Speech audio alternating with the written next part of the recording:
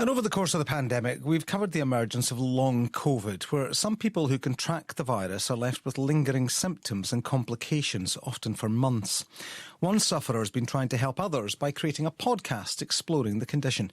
Jackie Baxter first caught COVID in March 2020, but for her, the after effects have been long-term.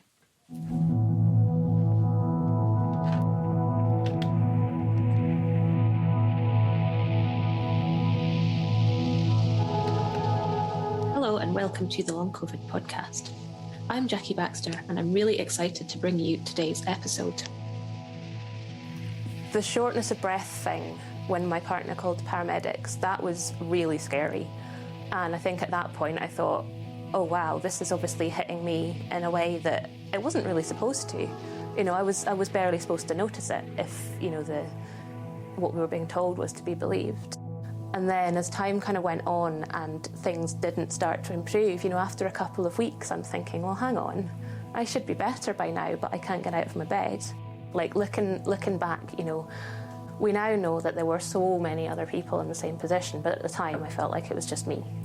And then eventually I did start to get better until I didn't. And then I think it was kind of that second crash, like in July, where it was kind of like, oh, okay, maybe this is more of a thing. I'm not actually getting better. I thought, well, I could do a podcast on long COVID because, there will be other people that are feeling all the same things that I'm feeling.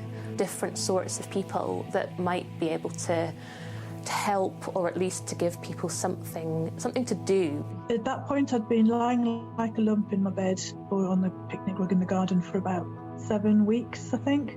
And I was so out of it that I didn't even really think, are there other people doing this, going through this? Why am I not getting better? I just literally lay there.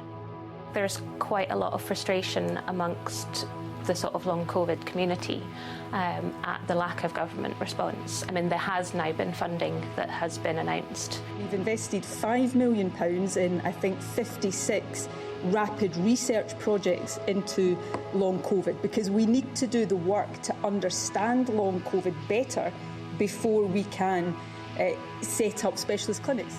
But, a lot of the care is supposed to go through GPs. GPs are already overworked and referrals are not getting through, and, there is no kind of care pathway. So even a GP that wants to help, they don't know what to do. I have been feeling slightly more hopeful for the last maybe 2 or 3 weeks. So I guess I have to hope that will continue. But I think it's really important to hang on to that hope as well, because if you lose your hope, then it just makes everything so much worse, I think. The issues of long COVID, Jackie Baxter telling her story there.